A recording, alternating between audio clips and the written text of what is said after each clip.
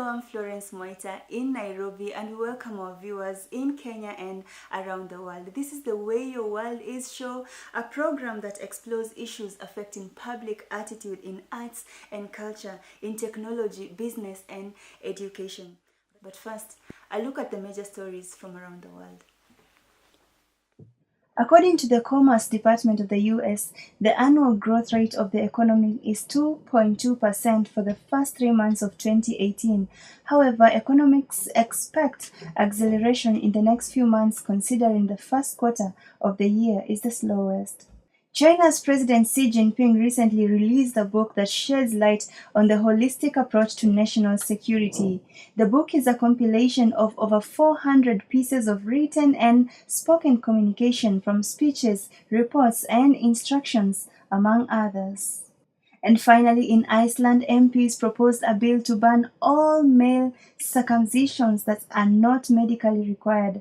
This angered religious leaders who consider it an attack on their custom. Parents subjecting their boys to the procedure, wholly or fully, risk a jail term of 6 years, according to the proposal. Over 60% of men in the world are not circumcised, according to a 2016 research. Only about 38% have undergone the cut, and the decision to circumcise or not may be personal, religious, it may be cultural or medical. The Bishop of Iceland, Agnes Sigurðardóttir, that's quite a name there, reacting to the proposed bill, said that the proposed ban should have been on unsafe circumcision and not the other way around. Now that 80% of men in Kenya have undergone the procedure traditionally or in hospital, today we explore the topic to find out where tradition meets. Are we being brainwashed by modern medicine, or is going to the bush still the norm? Let us know what you think. The kind of comments that are coming in here are so funny, I can just help laughing. He says, no boy should be subjected to primitive practices of culture, but hey, the bush experience is priceless. I don't know what to say about it. Coming in now is our correspondent Joshua Weru Warui.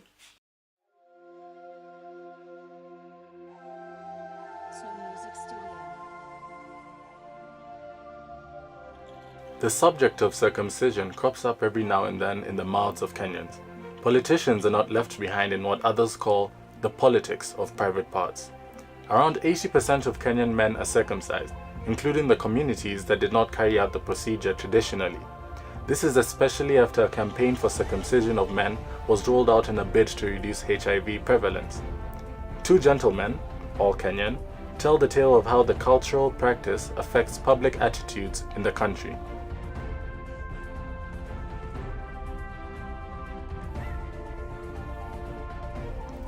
Dickson Sawankio, born and bred in Kenya, a Daystar student and music artist, is from a cocktail of cultures: Jamaican, Suba, and Luo.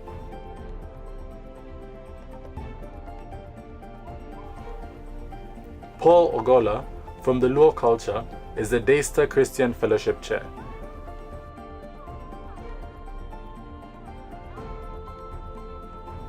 As to whether circumcision is related to religion, there is no relationship, as far as the Bible is concerned, between circumcision and religion.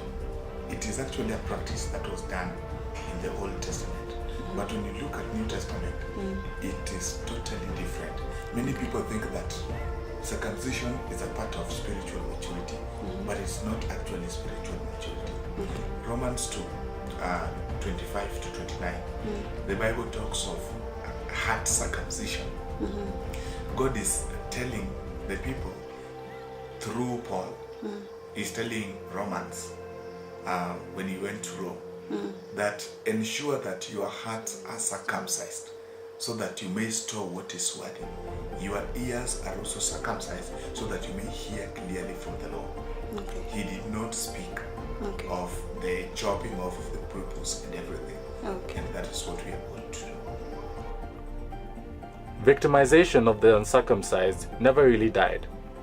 I grew up in the ghetto, in a place called Kasayole, Kayole, and the Mgrina area where the Kikuyu tribe were most around there, the Kikuyu and the Kambas, and they just happen to be most of my friends and my best friends. Okay. And so they would call me Kehe, an uncircumcised man. I grew up in Nandi Hills among the Kalenjins. It was very hard when I was in Kapsabet Boys and I wanted to become a school head boy. It was very hard and I was victimized. I've seen my colleagues being victimized. I had to be subjected to circumcision within the Kalenjins. And they call us Nethai, those guys who are not circumcised. And when I was exposed to this pressure, I found myself in their midst, and I was at Tarusiet, a circumcised guy in the bush for 1 month. As to whether the campaign for male circumcision has worked? Actually, many guys have responded, not only because of the pressure or victimization from the other guys, from the other communities that are practicing the same. Because of the health awareness, the government really lobbied guys around, and I've seen quite a number are taking themselves to the hospital free without any pressure. They go, they get circumcised, and today is a common practice. Many guys, like I can affirm that 80% of my age are circumcised. Kenyans are aware of the benefits of circumcision. Well, it's scientifically proven it's 60% protective from HIV/AIDS. Okay. And it's healthy, it keeps you clean, it's hygienic because you don't have to store those dirt under the cloth. You just wash it. Can you imagine just having a cloth that you don't have to wash daily? Though some Kenyans continue to do this practice in the bush, a lot of them are employing modern methods, especially for health reasons. I would encourage everybody to go to the hospital. I've never been to the hospital to get the experience, but I've been into the bush with the Nandi community. It wasn't a nice exercise. Being in the bush, barefooted, bare chest, with just a skin wrapping your secret areas with the thorns, and you're being forced to chase for a rabbit or a hare or any other animal to kill so that you may eat in that pain, that cold, with one knife, one mzee doing the process. Health-wise, I cannot recommend because it was really scary. In the era where HIV is a prevalent disease. As to whether circumcision makes a man? You can only measure a man by his cognitive ability, his cognitive capacity to be able to evaluate things and rationally think them through. But when it comes to circumcision, you can never define a man that well. Other cultures define them that, but that's not a measure of defining a man. I've seen men who are boys and yet they are circumcised. What makes a man is his integrity. It's not a suit, it's not circumcision. It's when your integrity marries well your characters to plow well the people that the Lord has brought under your care. You have heard from the gentleman, circumcision cannot determine how manly a man is. In the end, the practice is happening, and it is more modern than it is traditional. As much as culture continues to play a huge role, it has been forced by circumstances to meet modernity. My name is Joshua Wero Waroe.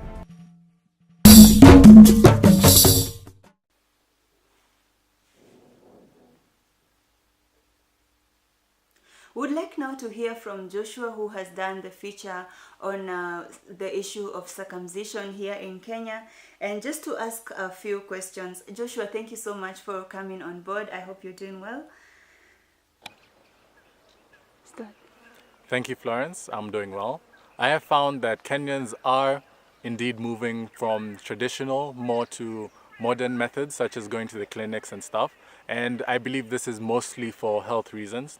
However, there is a clash between, not necessarily a clash, but a merge between modernity and traditional values, where you might have the participants or the initiates being given the traditional education, being taught the values of their culture and society, and a lot of the aspects that come into the traditional part of circumcision are being melded with modernity. For example, where you have the doctors who are performing the operations, who are registered, and clinicians. They've actually done the schooling, and they monitor the health and the progress of how the circumcision event has happened. So I think that is a good mesh between cultural and modernity. Very well then. So what is your take? My take is that Kenyans are informed, and their families as well, and that they are making the right decisions. Thank you so much. I have been looking at the Twitter handle, and some of the comments are really funny from some of the viewers. One of them is at Glenn Muna, who is asking a question: why can't people evolve? And then he continued to say that modern tradition is getting circumcised in hospital.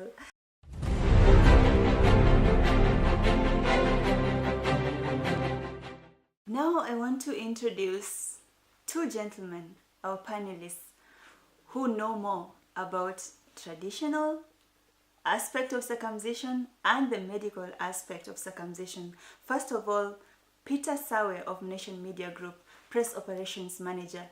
This is a modern parent who has taken his son to the bush for circumcision. Jackson Sitoya is a medic from the Ma community who went to the bush for circumcision but now advocates for people to get circumcised in hospital. And thank you very much for coming over. I'll start with you, Sawe. You are a modern parent. Why did you take your son to the bush for circumcision? Yeah. I made the decision to take my son to the bush according to our cultural traditions, and that is despite having been to school, despite being educated or being modern. And I did it because there was no other kind of training that could replace the cultural tradition that we got from our grandfathers, from our fathers. There was no other kind of training that could impart the skills that are required, the skill of having courage, the skill of forming friendship with another group, and being alone from the people you know, from the loved ones, and all those other skills of being able to survive on your own in a hardship environment. When you look at all the other programs, going to the hospital and being taken to a church initiation ceremony, they remove a lot of the hardship, thinking that it's easier for the kid, but exactly that is the reason why they make it deficient. They reduce the value of the training. Sitoya, if you don't mind my asking, where did you have the procedure done, your circumcision? Personally, I had it at home in our village. Who should perform the procedure in the medical profession here in Kenya? For the developed countries, it is done by a urologist or a pediatrician.